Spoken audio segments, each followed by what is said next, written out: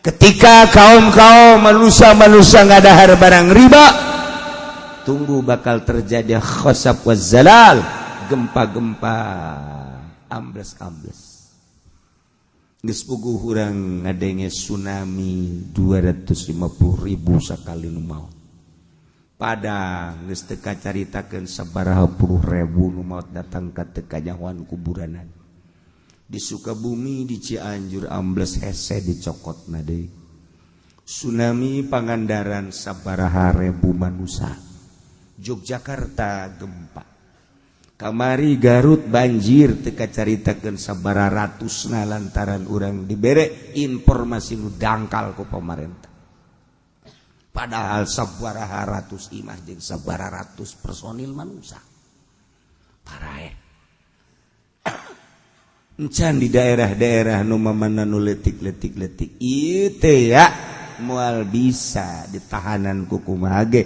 Sebab Kangjeng Nabi geus caritakeun idza akalur riba kanal khosab wazzalal, di mana geus gadahar riba bakal terjadilah pengamblesan jeung pergempaan. Cing hade. Hiji. Nomor kedua wa idza jaral hukam qahatal matar, di mana geus lalacut para jaksa, para hakim, para pemutus hukum ustad jeung kiai telah menyalahgunakan mana aya ku ari hakim anu jujur, mana aya jaksa anu jujur. Boro-boro hakim jeung jaksa anu aya di lingkungan 3 segi emas. Kiai bae ge kiai geus hese. Nu kudu hukuman haram tetep haram. Kiai masih kene ang-angan. Asana emang keur ieu mah haram eta budak. Kiai itu kredit wa emang ai asana mah bener eta. Ieu mah haram. Ai kuari mah ya wallahu alam lah. Baheula sepakat boga bang haram kitabna eta keneh, masalahna eta keneh. Ko ganti tahun ka dieu urang kababawa ka ditu. Masyaallah karim. Tinggal tunggu qahatal matar. Ditahan bakal hujan, dina ayana hujan teh jadi kabarokahan. Biasana turun hujan teh sejuk tiis, tapi ieu mah turun hujan keur hujan ge urang hareudang keneh bae. Baheula mah turun hujan teh jarara di segala rupa. Jadikeun kasuburan anu pohara kuari mah turun hujan aya aturan tatangkalan di hujanan garing model kuari. Ieulah akibat pemutus hukum anu henteu jujur. 2. Nomor katilu wa idza zahara zina wa 'alanu bihi kana al-maut wa kasura fil nas. Di mana-mana lahir zina, bahkan kaum teh geus ngawahirkeun nembrakeun kana zina, maka bakal kapanggih engke di kaum paeh-paeh jeung loba parareh ngadadak. Kuari jelema teh baheula mah kakara rerendengan bae rerendengan ge isin mah. Urang kampung ka Jakarta balik bareng jeung awewe teu waniun rerendengan ja isin ku urang lembur. Masih kena aya adab. Tapi kuari Masya Allah geus lain rerendengan deh, silih pacok di jalan semua. Masya Allah. Geus ka isin buat. Budak ngora anu bodoh mah masih keneh rada leuheung, lain berarti halal, lain berarti menang leuheung, masih keneh menggebu syahwatna jeung nafsuna. Tapi pan kuari mah urang ngadenge naudzubillah summa naudzubillah min dzalik. Lamun nu berpendidikan ai eta guru-guru zararina. Ari eta anu osok mere petuah-petuah di negara zararina. Lamun baheula di zaman Pak Harto, zaman Pak Adam Malik main bongkar-bongkaran, berapa cengceman wanita nu aya di Cipanas, nu aya di puncak. Saat eta main bongkar-bongkaran, nu tadina masyarakat teu nyaho. Di zaman Pak Adam Malik muncul Menteri Penerangan Harmoko. Tidinya lah main bongkar-bongkaran kanyahoan jenderal anu cengcemana anu. Menteri anu cengcemanaan eta zaman eta kuari mah geus ambalaya. ambalayah ku ari mah lantaran baheula mah disadiakeun teh lamun kunjungan kenegaraan luar negeri ka urang eta teh persediaanana aya di jerona perzinahan dek dipake dek henteu kitu kene kunjungan kenegaraan Indonesia ke Amerika ke Inggris ke mana dek dipake dek henteu tapi perlengkapanana geus aya ku ari mah kunjungan DPR ka daerah bae geus kudu kos kitu jarariji aing mah ngadengeun lamun dibongkar urusan per DPR-an jeung per MPR-an naudzubillah min zalik wa min zalik wa min zalik wa min zalik wa min zalik wa min zalik wa min zalik wa min zalik wa min zalik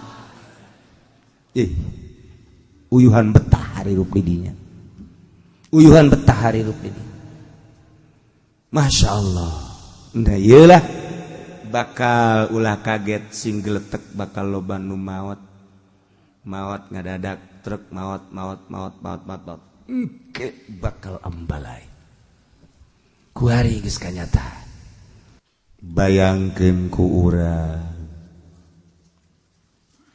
di Mekah menuju Madinah 800 km ninggalkeun imah demi agama ninggalkeun hewan-hewan ternak demi agama ninggalkeun perkebunan palawija demi nyalametkeun agama berbagai perusahaan di Mekah ditinggalkeun demi kemajuan agama bahkan nu boga pamajikan teu iman ditinggalkeun nu boga mamang jeung ua nu teu iman ditinggalkeun nu paling menyentuh hati anak nu teu iman tetep ditinggalkeun pepegatan jeung pamajikan jeung anak demi nyalametkeun agama luhur amat eta jelema nyalametkeun agama sampaikeun ka ninggalkeun nagara ninggalkeun imah tangga ninggalkeun perusahaan ninggalkeun berbagai ternak ninggalkeun anak jeung pamajikan incu ninggalkeun handetolan hanya semata-mata neangan ridho Allah betapa luhurna jelema tandingan tamu hajirin Masya Allah karim urang maka karak dek ninggalkeun warung doang yang ngaji mani berat kabina-bina bahkan aya nu geus berangkat dikunci kakarake menang 50 meter aya babaturanana nyaritakeun bahwa aya bisnis anyar ieu mah maninggal urang berangkat bae belok kanan nya nu tadina dek ngaji lah minggu hareup aya keneh urang endap-endapan nu mantak urang mandek ka Allah teh masih kene perhitungan kene bae lapar terjadi ka Allah dahaga terjadi ke Allah komo penting kita tahajud toldoh terjadi tahajud masih kena perhitungan jang diri urang deuleu tah sahabat muhajirin eueuh nu di deuleu apakah mau perbekalannya nanti Mekah ke Madinah naon nu dibawa salamet awak geus luar biasa Masya Allah karim luhur amat sahabat muhajirin dipapag ku sahabat Ansor di Madinah diuhwahkeun ku Kangjeng Nabi muhajirin jeung Ansor ulah aya sekat bersih amat eta sahabat Ansor nalika ningali sahabat muhajirin kadeleuna yang boga pamajikan sahabat Ansor nu boga pamajikan dua dipersilakeun ditah milih hayang nu mana ya Allah ya Rabbi sahabat muhajirin nu ti Mekah ka Madinah kemudian ahlina waktu di Mekah ahli tani sahabat Ansor nyanggakeun ka Kangjeng Nabi pilihkeun hayang belah mana tanahna mangga babar sahabat muhajirin takadina di Mekah pedagang besi nyana yang ngalaksanakeun dagang hayang sabaraha modalna ieu Gusti Rasul coba urang babagi eta indah jasa urang mun ngadenge sahabat muhajirin jeung sahabat ansor kerjasama lu di dieu hanya ridho Allah subhanahu wa ta'ala dunia sakedeung di dunia nu mantak surga pinuh ku sahabat muhajirin sahabat ansor bakal di surga teh ambalayah teh sahabat-sahabat eta ketika Kangjeng Nabi diudag-udag ku musikin Quraisy di Mekah sambut ku orang Madinah dengan bahasa nu diabadikeun datang ka ayeuna tala'al badru alaina min saniyatil wada'i wajaba syukru alaina mada'a lillahi da'i ayyuhal mab'utsu fina jitabil ambil muta'i masyaallah kun syafi'i ya habibi yaumal hasyi wal jima' datang ke ayeuna diabadikeun urang nyambut panganten tala'al badru alaina min saniyatil wada anggap panganten Kangjeng Nabi dihormat deres panganten mah ditolaalan ge DPR tukang korupsi tala'al badru mal kebal deh gugaledeg ge ulah sok ditolaalan kos gara itu mah Masya Allah ulah ridho aing mah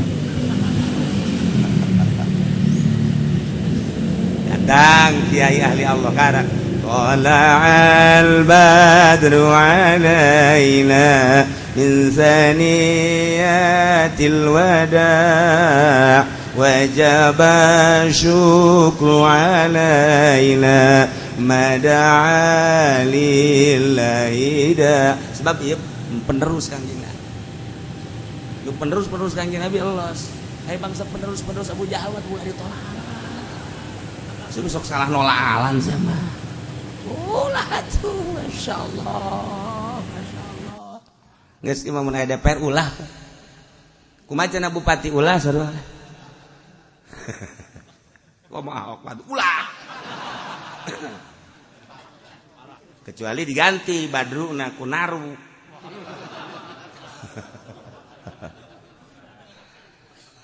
ayolah Kangjeng Nabi di Madinah disambut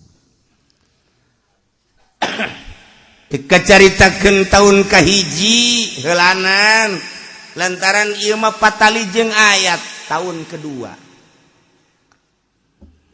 kedua ialah turun surat Al-Anfal di Madinah mengenai tentang ghanimah jarahan-jarahan perang Kangjeng ningkatkeun perjuangan melalui perang lantaran geus teu bisa ku musyawarah teu bisa ku komunikasi mulai tina bisik-bisikan door to door dari rumah ke rumah terus dizahirkeun mulai ti kerumunan terus Kangjeng ngazahirkeun dakwah sampai Kangjeng Nabi diusir di Mekah ke Madinah ieu adalah tentang dakwah Islamiyah selamat Kangjeng ke Madinah diikuti ku Sayyidina Abu Bakar Siddiq radhiyallahu anhu menyusul beberapa tokoh-tokoh Islam ke Madinah.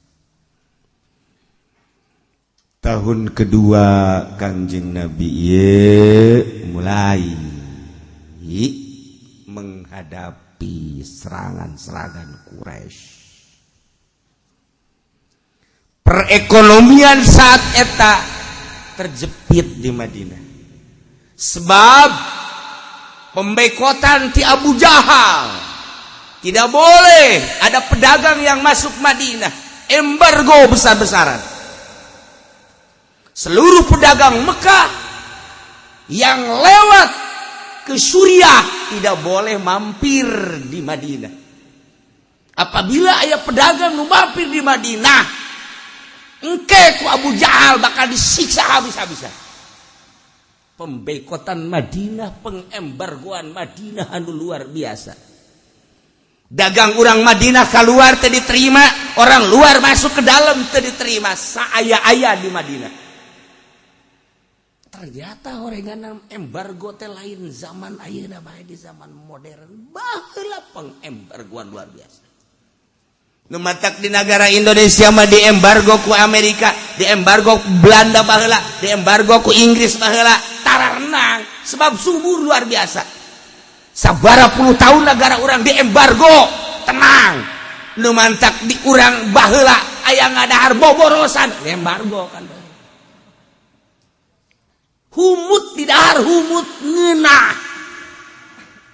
embargo kacecenet dilebok urang baheula kalantaran di embargo kan baheula teh cecenet di dahar boros pandan ku urang di dahar suag di dahar ku urang aya nu kasalahan pajar suag badur ge di dahar bae mabok pan ka dituna geus bugu hui-hui ketela dan lain sebagai mata majang ngeunah ieu berbagai-bagai boborosan jeung jajadian di dahar embargo kan baheula teh tapi teger di Indonesia mas sebab subur. Iran di embargo ku Amerika teger. Lamun negara-negara lain di embargo Amerika misalnya di embargo ku negara luar naonan Arab bae di embargo naonan naon tuh di Arab. Namun embargo atuh deuk ngadahar naon kana? Nyedotan minyak. Di Indonesia, wari Indonesia do bantek di Indonesia mah wani lamun perang. Jeung mana bae wani lain masalah wani bisa menandingi senjata lain. Paling di embargo daharna geus terbiasa orang Indonesia memake humutan. Make boborosan, loba keneh urang mah. Cente di dahar. Di urang baheula teh cecedet di dahar terong di dahar aya anu terong eta teh lain nu terong biasa naon ngaranna katokak di dahar di dahar eta kata kabeh di dahar eta teh diasa-asa heula ku kolot urang coba ieu ngeunah teh weuy dak ngeunah dak nah dahar ku kabehan aya teh nu saurang nu ngorbankeun aing mah paelos ye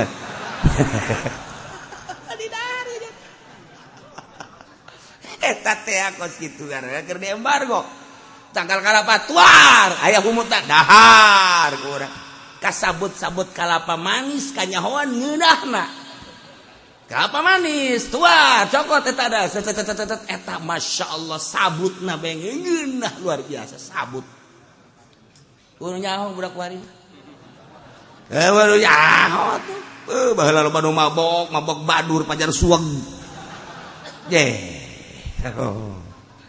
ya Allah gadung eta nyahona gadung ngeunah teh zaman di embargo urang ngeunah kanyahoan geus tah eta di urang Madinah di embargo saya aya subur mah subur tapi kan perekonomian teh kan ngan saukur di Madinah Masya Allah.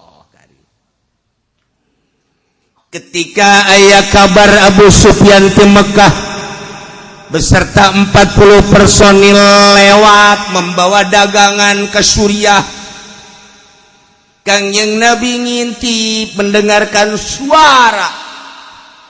Ternyata suara Abu Sufyan membawa barang-barang dagangan untuk kemajuan Mekah di tangan Abu Sufyan dan rekan.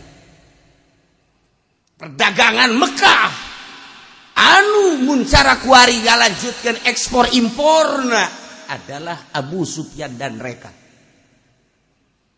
Ketika Abu Sufyan membawa barang dagangan begitu banyak, dipimpin oleh 40 personil pemimpinnya adalah Abu Sufyan. Tidinya malaikat Jibril ngabejaan ka Kangjeng Nabi ya Muhammad. Abu Sufyan beserta rekan sebanyak 40 membawa barang dagangan. Anu memang dengan perdagangan ieu Mekah bakal maju. Dengan kemajuan Mekah, perekonomian maju, perpolitikan akan tambah dahsyat kemajuanana. Andai kata perekonomian jeung perpolitikan Mekah maju, persenjataan makin meludak. Dengan persenjataan anu komplit, persenjataan anu mutakhir, maka ulah harap bahwa nyana aman tetap bakal nyerang ke Madinah. Dengan demikian cek malaikat Jibril instruksi ti Allah hadang Abu Sufyan. Langsung Kangjeng Nabi menginstruksikan kepada sahabat. Pada saat eta adalah tanggal 3 Ramadan tahun kedua Hijriah. Encan aya instruksi puasa. Wahai para sahabat, kapilah-kapilah Mekah nukuari berada di Suriah. 1 hari kemudian akan datang lewat Madinah. Harap hadang ku urang. 1. Untuk mematahkan perjuangan Mekah, penyerangan terhadap Madinah. 2. Andai kata urang bisa ngahadang, maka barang-barang ku urang bisa dibawa ke Madinah untuk dibagikan menjadi makmur Madinah. Nu jelas perekonomian Mekah bakal merosot, otomatis dengan kemerosotan perekonomian perpolitikan bakal merosot. Kumaha sahabat? Siap. Cek sahabat. Di sisi lain sahabat siap, tetapi di lain sisi sahabat aya nu teu siap. Sebab ketesiapanana pembagianana ieu adalah rata. Para kaum muda menginginkan geus batu bagikeun ka kaum muda. Ja orang tua mah anu nungguan di Madinah teu milu ulah di bagian, tetapi Kangjeng Nabi lain kitu sebab ieu adalah instruksi ti Allah. Nu mantak al-anfal mah serahkeun lillahi war rasul. Tetapi akhirnya tetap siap menghadang kafilah Abu Sufyan.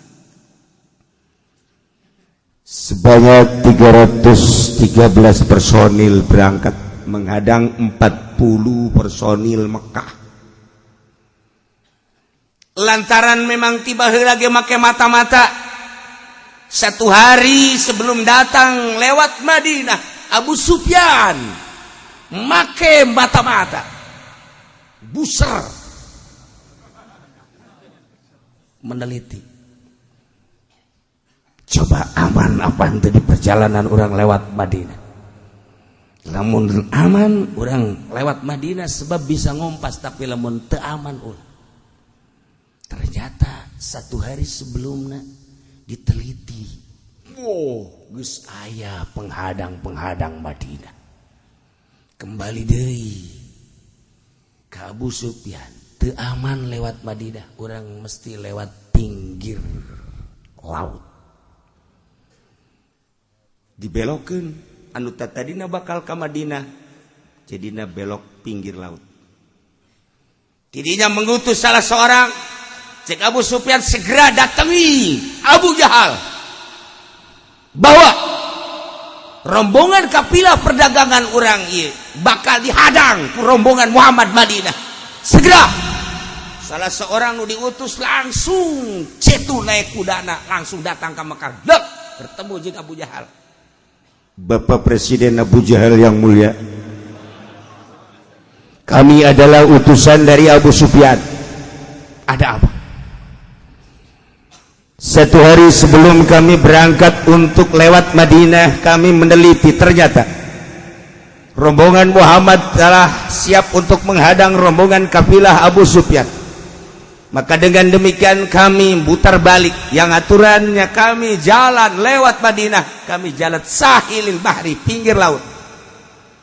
Maka ini pun belum tentu aman, sebab prajurit-prajurit Muhammad terlihat begitu banyak disebar. Mohon bantuannya kepada Bapak Presiden yang mulia untuk segera mengatasi dan menangani tentang permasalahan kabilah supaya lanjut. Siap, cek Abu Jahal. Tenang, kasih tahu Abu Sufyan, kecil urusannya. Dunya aing meureun. Cek Abu Jahal bari molotot. Langsung instruksi Abu Jahal, wahai kaum Quraisy, berikut rombongan-rombongan yang menganut kepada Quraisy. Hari besok rombongan Abu Sufyan yang membawa perdagangan dari Suriah ke Mekah untuk kelanjutan bangsa kita, negara kita. Di mana perekonomian kita maju, perpolitikan akan maju. Ketika perpolitikan maju, akan jaya sebuah negara dan sebuah bangsa. Kejayaan bangsa, kejayaan negara terletak pada perekonomian dan perpolitikannya. Perlu diketahui, besok rombongan perdagangan yang akan memajukan negara Mekah dihadang oleh rombongan Muhammad. Dengan demikian, mohon sebanyak-banyaknya dikerahkan seluruh prajurit, ahli kuda, ahli onta, ahli panah, dan berbagai ahli-ahli. Seluruh keahlian kita hadang, kita maju untuk menghadang rombongan Muhammad besok. Allah nu engke deui siap. Perang urang pokoknya. Wah, dikerahkeun jumlahna 950 personil. Insan wanita-wanita ahli tari-tari. Pemabokan jeung penghibur-penghibur di kala istirahat. Dikerahkeun ku Abu Jahal. Bahkan cek Abu Jahal ulamakan presiden untuk memantau dari Mekah rombongan maneh bae geus kabehan. Ulah adalah di Mekah. Orangnya nanti juruhan. Aya tak kasih aja.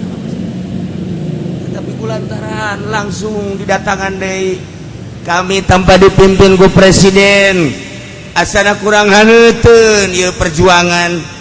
Lantaran ngaran-ngaran eueuh sesepuh atuh kumaha. Tetep bae ieu mah kudu make sesepuh. Beuh kami atuh pareumeuh obor eueuh sesepuh mah. Bisa acak-acakan. Geus pokona mama mah nu penting mah ngahaneut-haneut. Aduh, ieu mama Abu Jahal paharai. Kulantaran didongkel ti sisi ti gigir siap Abu Jahal. Berangkat 950 personil ahli penunggang kuda, ahli penunggang onta, ahli pemanah, dan ahli segala rupa dikerahkan sebanyak 950 personil ahli perang. Berangkat. Ternyata rombongan Abu Sufyan belok kiri. Nu tadina deuk lewat Madinah, nyana lewat Mekah, lewat pinggir laut. Aman. Keamanan rombongan Abu Sufyan terketahui oleh Kangjeng Nabi. Malaikat Jibril turun deui. Cik malaikat Jibril Muhammad, rombongan Abu Sufyan telah selamat memasuki Mekah. Tetapi rombongan Abu Jahal menghadap. Sekarang telah ada di Badar. Cekang kira bisa berapa jumlahnya? Jumlah 950. Rombongan kubu kaula 313. Ulah sieun Muhammad. Bantuan kemenangan geus dijelaskeun ku Gusti Allah. Saeutik personil tapi perang bakal menang. Wah, mesti ngabejaan ku malaikat Jibril tuh ngeunah. Urang lamun perang kos kitu mantap atuh. Atuh pan urang mah nu ngabejaan hansip. Ya. Teu aku nu ngabejaan hansip mah. Kangjeng Nabi langsung pidato. Wahai para sahabat-sahabat, perlu diketahui rombongan Abu Sufyan telah selamat mendatangi Mekah. Tetapi sekarang ada yang lebih dahsyat lagi. Per hari ini rombongan Abu Jahal telah membawa personil perangnya sebanyak-banyaknya. Dengan demikian pilih di antara dua. Satu, urang dek menghadang kafilah perdagangan, menang urang mahmur. Kedua adalah perang. Kumaha urang kesiapan anak? Apakah cukup menghadang kafilah perdagangan atau lanjut perang? Kabeh bersuara Muhammad, ulah sembarangan. Urang awal nage dek menghadang kafilah perdagangan untuk memutuskan perekonomian Mekah. Jeung lamun ku urang beunang kapan perekonomian Madinah ku urang bisa terangkat. ulah sok aju macem-macem segala perang segala naon. Ieu kan urang tetep persiapan, mana senjatana, mana ahli perangna. Nanya deui ka ieu kitu keneh, nanya deui ka ieu kitu keneh. Kangjeng Nabi langsung tungkul. Begitu tungkul cek sina Abu Bakar Siddiq, ya Muhammad, instruksikan kumaha anjeun Muhammad. Andai kata memang ieu instruksi perang, kami moal mundur saeutik pun lamun bener-bener instruksi ti Gusti Allah. Ka mana bae berangkat kami siap bororaah untuk menghadapi musuh di darat. Andai kata kita silem ka laut, kami siap untuk turut untuk silem babarengan. Eta Abu Bakar Siddiq kan ngindahan ta urang mun kos kitu teh. Jadi hati teh asalna gede. Coba urang berangkat tengah peuting jeung murid-murid urang. Misalnya ya, kumaha ieu urang menghadapi kuburan. Sedangkan dirinya jelas-jelas sok loba kuntilanak. Cak santri rek ngariung lah ulah sok nyieun kacau kiai. Sapira urang rek ngariung doang maning balik kan ceut urusan. Tapi lamun calak saurang kiai ulah sieun. Urang ieu kan deuk ngariung boro-boro kuntilanak gajah di pinggang ulah. Ulah sieun. Hayu kulat ieu lah. Kalau aya nu kos gitu kan ngeunaheun. Kan ngeunaheun ieu mah teh kiai daripada orang manggihan kuntilanak mending baralik lah. Ciut tah urang kos kitu. Ya Sayyidina Abu Bakar Siddiq masyaallah luar biasa. Keistimewaan nyalina, kagagahan nyalina. Teu aya mundur saeutik-eutik acan, masyaallah karim. Kitu kene Miqdad bin Amrin, imdi kama amarakallah. Langsungkan sebagaimana petunjuk Allah jeung perintah Allah. Fa ana ma'aka haitsu ma ahbabta. Kaulah berangkat babarengan jeung anjeun Muhammad cak Miqdad bin Amrin. Naon ku anjeun diharapkeun jeung dipikaresep silakan. La naqulu laka kama qalat Banu Israil li Musa. Kami moal ngomong ka anjeun Muhammad cak kumaha kaum Bani Israel ngomong ke Kangjeng Nabi Musa. Kaum Bani Israel mah ngomong ke Kangjeng Nabi Musa, na idhab anta wa rabbuka faqatila inna haula qa'idun. Muhammad Musa, maneh berangkat jeung pangeran maneh perang duaan bae kami bade di dieu bae. Eta kan kaum bloon cakeuna kopi. Tapi walakin idhab anta wa rabbuka faqatila inna ma'akuma muqatilun.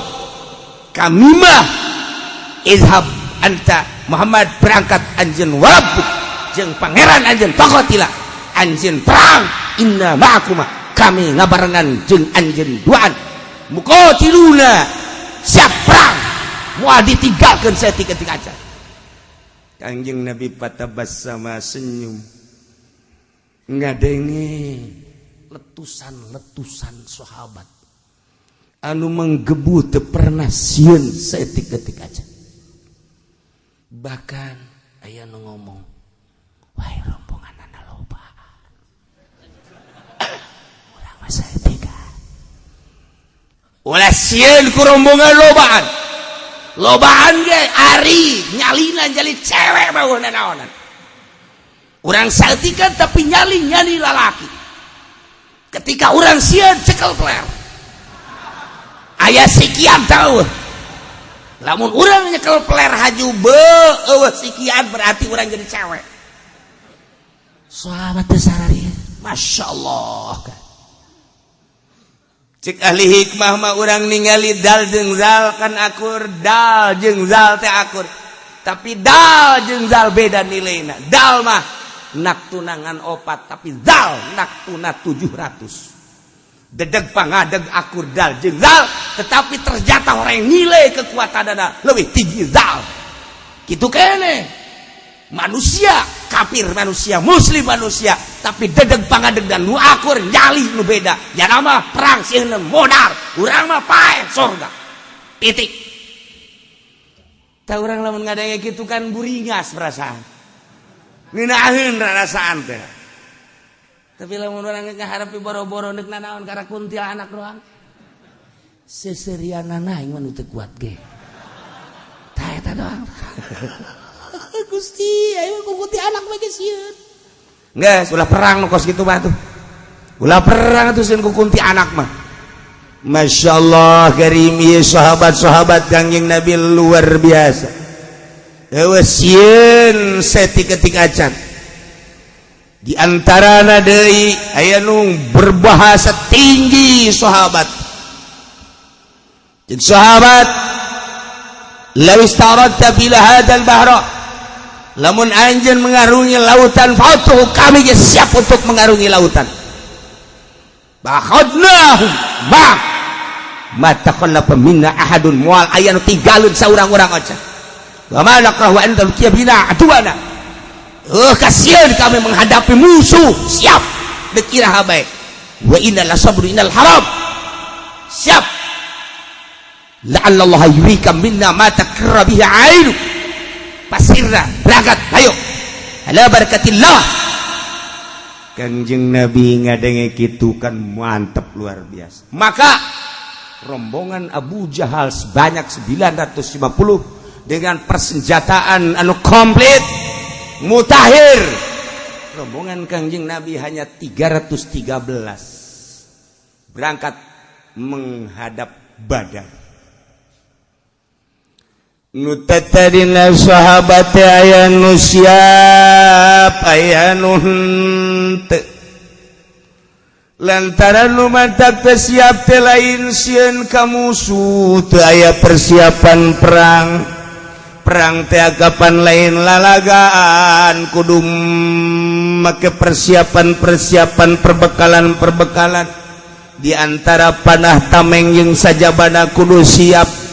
Sementara ieu mah pantata dina gendek ngahadang kopi lah, tapi ternyata dibilukeun ku Kangjeng Nabi dengan sigap singkat mendadak tanpa pulang deui ke Madinah.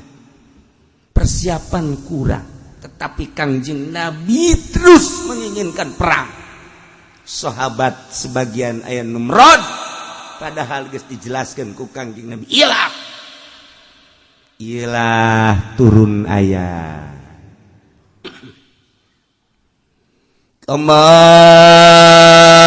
akhrajaka rabbuka min baitika bil haqq wa inna fariqam minal mu'minina lakarihun.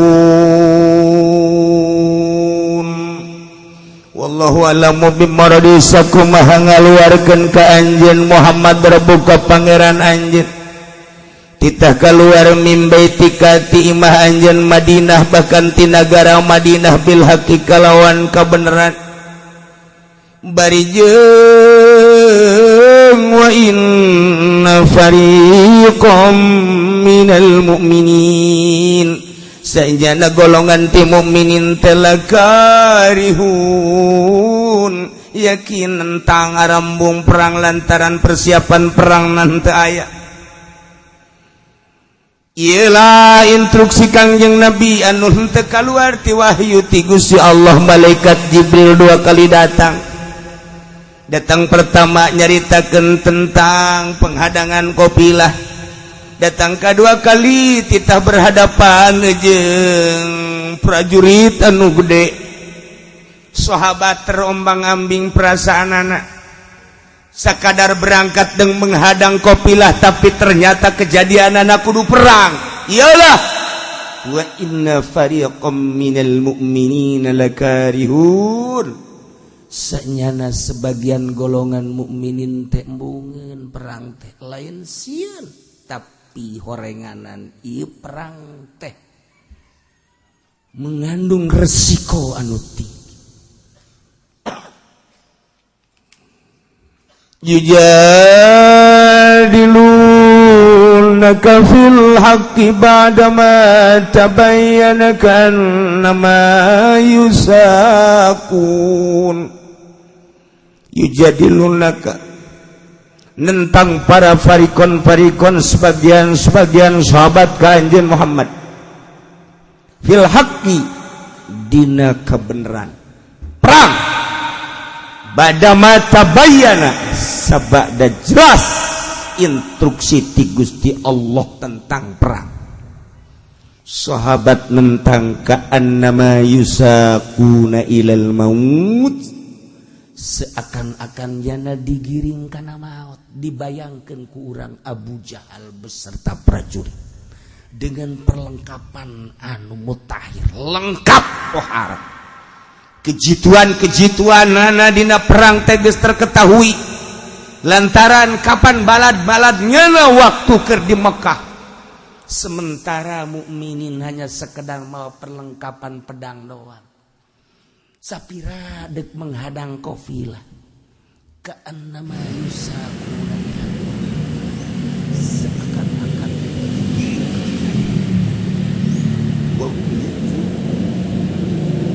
dari sahabat sekali punya batang arah. Itulah perjuangan para sahabat. Iya nanti iyalah alasan pikarohatillah dina embung para sahabat rantai lain sih, tetapi dengan kuantitas besar sampai 313 kelengkapan sekedar pedang. Sementara di Mekah sekalian sahih jauh beserta prajurit-prajurit, tetapi dengan kebesaran nyali mukmin Sayyidina Abu Bakar Siddiq, Sayyidina Umar, Sayyidina Mikdad jeung berbagai sahabat-sahabat anu lain tampil dengan prima, siap untuk menghadapi perang di Badar. Iyalah diabadikeun tentang perang Badar, terketahui ku Yahudi, terketahui ku Nasrani sadunia kuari ketika membaca ayat ieu, keistimewaan mukminin dalam rangka li'ilai kalimatillah nu dideleh hiji ridho Allah subhanahu wa ta'ala. Maka ayat ieu lain lalagaan jang ngajadikeun motor ka urang sebagai mukminin untuk menghadapi peperangan jeung kafirin. Ulah sieun setik-etik aja. Teu kudu sieun ku mutakhirna perlengkapan. Teu kudu sieun ku lobana musuh. Lantaran mukminin mah dilindungi ku Allah Subhanahu wa taala. Hiji, menang luhur agama. Eleh korban pae surga Allah. Sakumaha mukminin waktu ndek ngahadang ge loba anu embungeun lantaran embungeunana lain sieun sebab pembahagianana ternyata kudu akur bae diserahkeun ka Allah jeung Rasulna. Kama akhrajaka rabbuka sakumaha ngaluarkeun ka anjeun Muhammad rabbuka pangeran anjeun min baitika ti nagara anjeun ti imah anjeun Madinah bil haqqi kalawan mawa kabeneran nyata langsung instruksi ti Gusti Allah bari sebahagian sahabat teh arembungeun sakumaha arembungeunana sahabat anu dek berangkat dek menghadang perang ge embung ku sebab naon persiapanana teu lengkap. Setelah Kangjeng Nabi nyaritakeun ieu adalah momen anu moal aya duana sebab kula instruksi lain ti diri kura Jibril datang ka kula kita menghadapi peperangan anu dahsyat. Ulah sieun satik-etik aja. Maka sahabat siap nu tadina rada hembar-hembir, nu tadina rada suan sieun, nu tadina dibere embung perang, tapi ternyata waletupan bahasa-bahasa sahabat anu nyelina gede, Abu Bakar, Mikdad dan lain-lain sebagainya. Mundur jeung eueuh sieun satik-etik acan kabawa nu sejen ge. Siap perang tempur walaupun kukumaha ge urang laksanakeun perang menghadapi prajurit-prajurit Abu Jahal. Datang ke Badar, Masya Allah. selama Abu Jahal menunggu kedatangan Muhammad lantaran Kangjeng Nabi Muhammad teh ayana di belah kananeun Badar, Abu Jahal teh dirinya hiburan minum-minuman heula. Abu Jahal beserta rekan teh tidinya tagonian nyanyi-nyanyian heula. Abu Jahal teh tidinya teh menunggu kedatangan Muhammad. Mencit ontana ge sapoe teh kadang-kadang aya 10, kadang-kadang 9, kadang-kadang leuwih. Matak Sayyidina Ali teh pangjitu-jituna jelema menerka rombongan Abu Jahal. Aya 2 jelema nu didatangan ku Sayyidina Ali. Begitu didatangan Sayyidina Ali, "Hei, maneh keur naon?" Ngalacai. "Rombongan di mana maneh?" Ulah rombongan Abu Jahal. Di mana ayeuna? Lembah Badar. Di sabaraha poe? Mungkin geus aya 3 poe. Sapoena sabaraha eta nya mencet onta? Pertama 9, 2 10, 3 mah aya 11. Dikira-kirakeun ku Sayyidina Ali, berarti 1000 kurang 950 kira-kira. Jago Sayyidina Ali. Tidak 9 onta, berarti sekian personil manusia. Ternyata itu meleset Sayyidina Ali. Inilah peperangan anu dahsyat. Hanya semata-mata dek neangan ridho Allah Subhanahu wa ta'ala. Maka ayat ieu diabadikeun khusus jang peperangan umumna bagi nu dek neangan ridho Allah Subhanahu wa ta'ala. Sakumaha Kangjeng Nabi neangan ridho Allah, diinstruksikan kita keluar ti imah ninggalkeun negara Madinah. Maka urang geus neangan ridho Allah teh ulang ajedog we di imah. Jelema neangan ridho Allah padahal bodoh ngajedog we di imah moal meunang ridho Allah. Bekal ibadah ilmu kudu diteangan. Kangjeng Nabi neangan ridho Allah ninggalkeun Madinah, ninggalkeun imah. Kitu kene urang neangan ridho Allah dek menghadap Allah kudu ditinggalkeun imah atau kunci ta imah. Neangan perbekalan jang neangan ridho Allah, ilmu wudu, ilmu salat. Nu mantak lamun hayang nyawa prajurit-prajurit Allah, etalah prajurit Allah teh nu berangkat ke medan laga ngalawan musuh-musuh Allah banggul senjata. Di samping eta prajurit Allah adalah tas santri-santri nu ninggalkeun imah.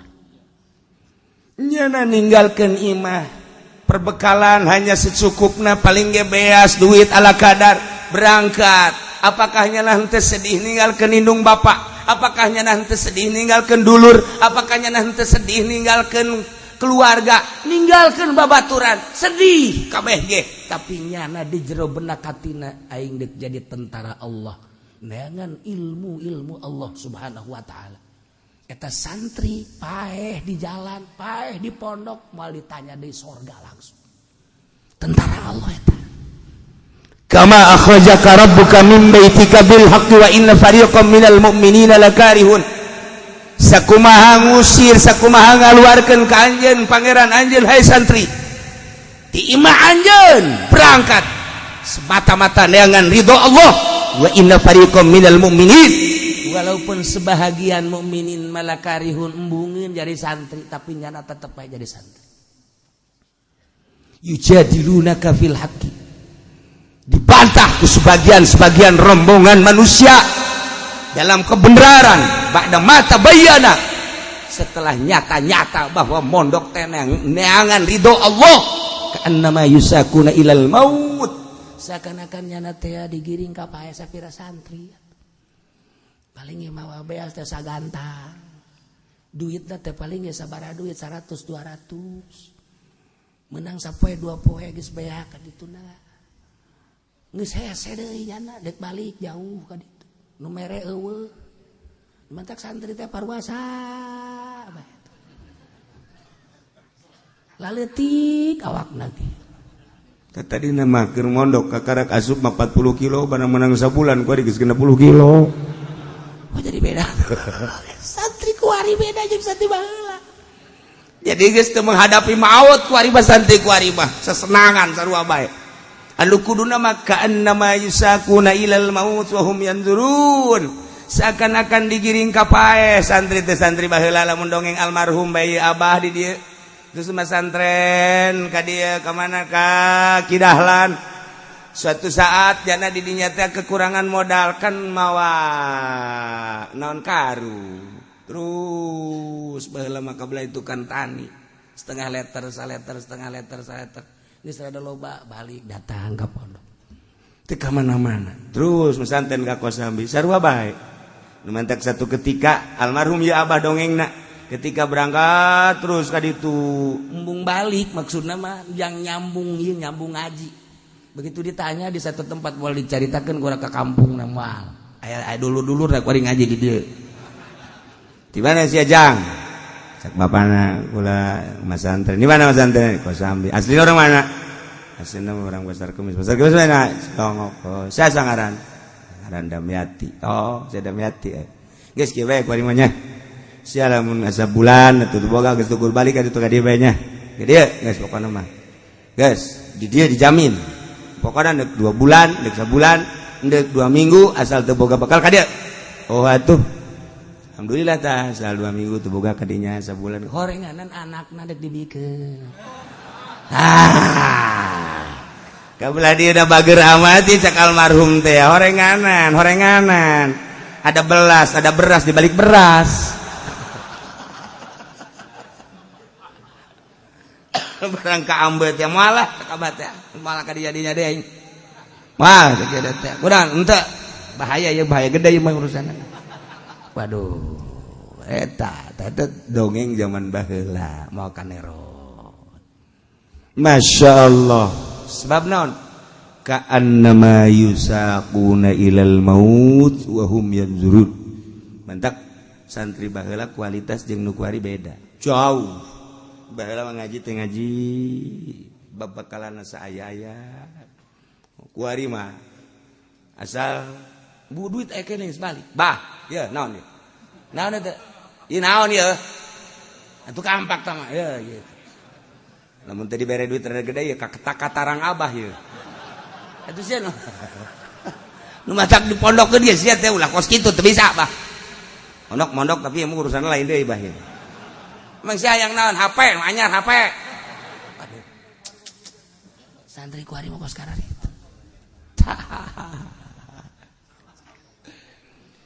nomor kahiji nyaritakeun indit Kangjeng Nabi ti nagara Madinah beserta para sahabat hendak perang ngaluhurkeun agama Allah menghadapi musuh-musuh Allah.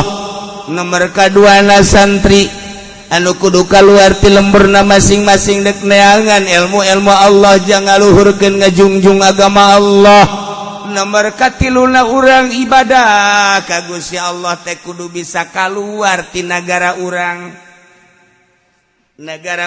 teh awak urang teh loba kabutuh dahar jeung nginum sare jeung jima eta teh nagara urang lamun ibadah teh ngajujurung awak bae atuh kitu bae isuk dahar ke sore dahar kitu kene nginum deui ke ngarokok terus bae sare kabelah dituna atuh teteh yang boga pemajikan moal jadi wali ibadah aya di nagara urang bae mah urang kudu kaluar di nagara urang nagara perwatakan awak urang mata teh ngabogaan perwatakan urang kudu kaluar tina perwatakan nagara mata celi urang teh ngabogaan perwatakan urang kudu kaluar tina nagara perwatakan celi urang teh kudu boga kudu naon sungut urang teh ngabogaan perwatakan hayang nu ladat-ladat urang kudu kaluar tina perwatakan nagara sungut nu ladat-ladat kitu kene beteung kitu kene dubur kitu kene zakar lamun urang can bisa kaluar tina nagara perwatakan urang moal jadi arif billah moal jadi wali Allah anu moal jadi wali Allah urang jadi jelema biasa lumrahna biasa jelema sedengkeun moal jadikeun panutan ku Gusti Allah hiji jelema sanajan udang-udangna gede jubahna ngangsar moal dijadikan panutan ku Gusti Allah sanajan ilmu tafsirna hebat sanajan ilmu fikih peserta ilmu fikih usul fikih na hebat ilmu alat ta hebat mencakup 12 pan di dirina tapi lamun di jero hatena masih keneh aya luar daripada Allah moal dijadikeun panutan ku Gusti Allah janji Gusti Allah moal ngajadikeun imam ka hiji jelema nu di jero hatena acak-acakan salian ti Allah aya di jero hatena moal dijadikeun imam ka jeung kumaha ge tama geus janji Allah nu bakal dijadikeun imam nu pinter nu di jero hatena eueuh nanaona urang mah kapan lamun leuleuh gudang teh poara jasa boy tadi gudang macem-macem horenganan urang mah teu pernah ngaragap diri di hate urang leuwih tibatan gudang barang macem-macem jadikeun gudang mah tuh bangunan jadikeun gudang mah tuh bangunan ulah jero kolbu dijadikeun bangunan dijadikeun gudang mobil aya di kolbu motor aya di kolbu jabatan aya di kolbu tahta aya di kolbu wanita aya di kolbu pas sedak-sedak di jero kolbu orang horenganan kolbu urang teh jadi gudang segala rupa moal dijadikeun imam moal dijadikeun panutan jelema nu jero kolbuna loba macem-macem barang-barang dunia. Ialah satu ayat kama akhrajaka rabbuka min baitika bil haqqi wa inna fariqam minal mu'minina lakarihun diturunkeun tahun kedua Ramadan Hijriah jang perang ngalawan musuh Allah dijadikeun ku ahli suluk jang paranti neangan ridho Allah dijadikan ku ahli hakikat sebagai keluar ti negara sorangan awak urang teh negara urang satungtung urang teu kaluar ti negara urang moal jadi arif billah kitulah para jamaah kaum muslimin wal muslimat rahimakumullah ternyata lu paling berat adalah ngalawan nafsu nu gede di awak urang teu eureun-eureun urang perang Badar make nu bakal dilanjutkeun ieu aya waktuna perang di negara urang baheula ngalawan komunis aya waktuna perang di negara urang ngalawan Belanda baheula aya waktuna tetapi perang ngalawan nafsu mah datang ke akhir hayat urang ielah urang perang ngalawan musuh Allah jihad tetapi urang ninggalkeun jihad asghar menghadapi jihad akbar ieu nu bakal dilanjut kakarak ngamimitian berhadapan Muhammad beserta para rombongan geus menghadap ke Badar di Badar geus ditungguan ku rombongan Abu Jahal 950 nu handle rombongan Kangjeng Nabi hajat 313 eta ge persiapanna untuk perang teu aya tapi dijadikan ku Kangjeng Nabi ialah sebagian sahabat embung lantaran nu mantak embung persiapan perang nah teu aya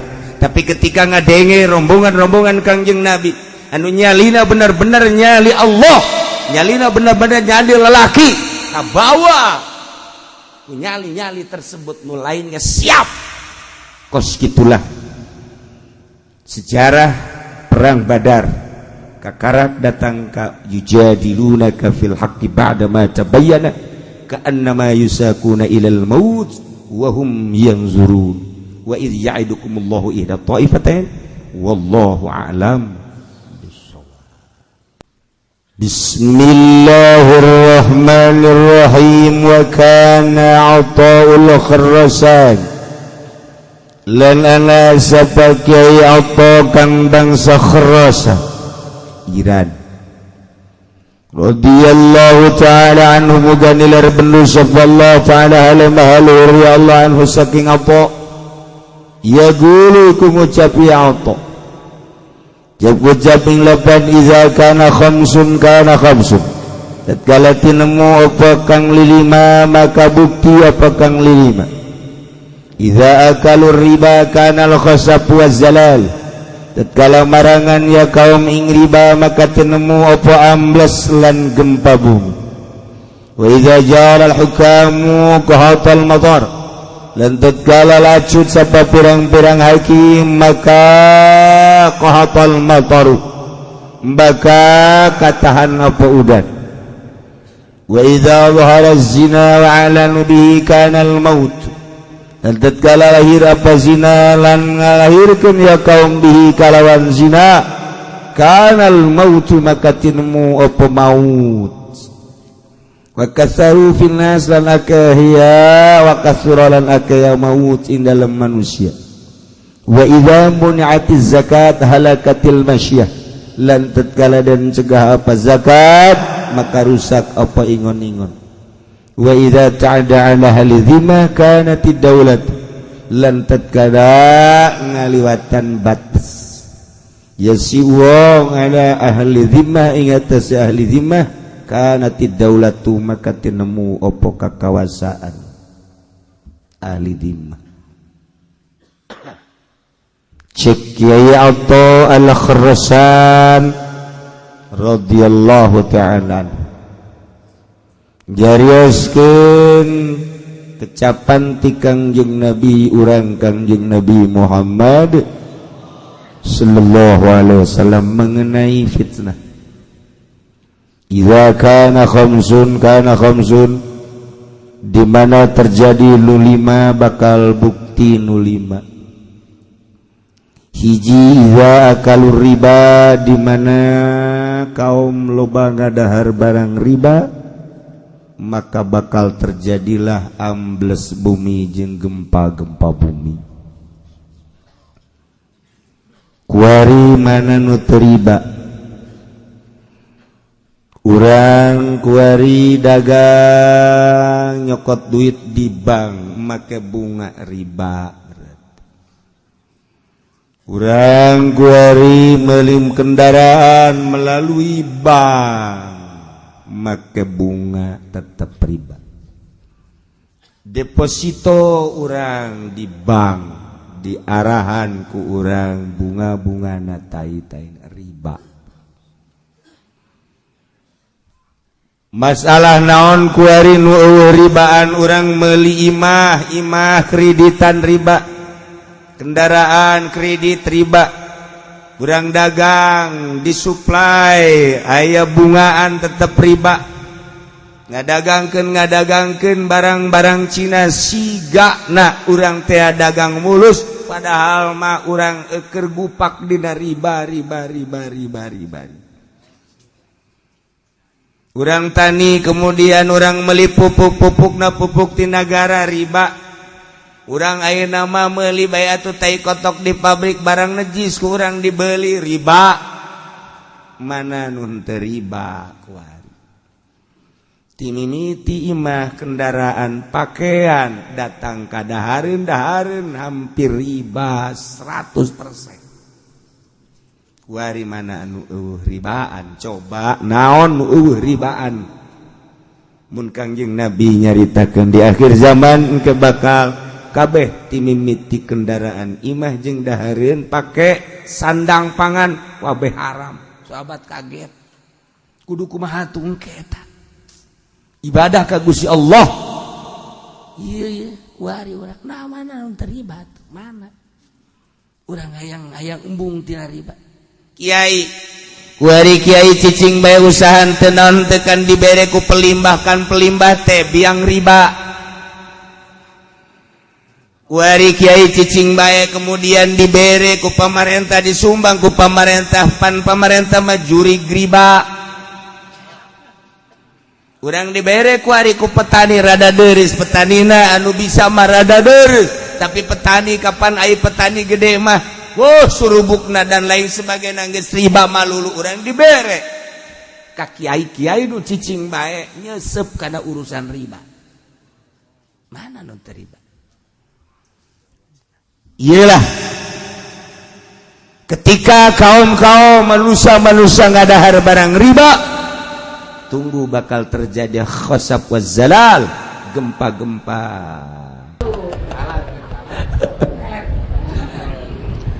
tetapi jangan sampai sakit hati pen